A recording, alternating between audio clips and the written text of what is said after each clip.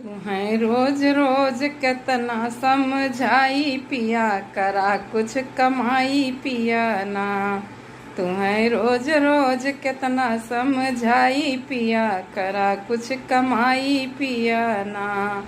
तुमका चाही एक मेहरिया जवन चपकी राय पंजरिया। तुमका चाही एक मेहरिया जवन चपकी राय पंजरिया। चाहे आपन हुए चाहे पराई पिया, करा कुछ कमाई पिया ना।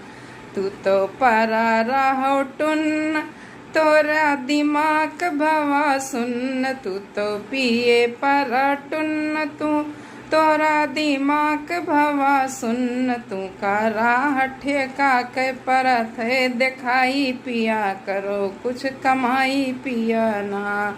राह ठेका के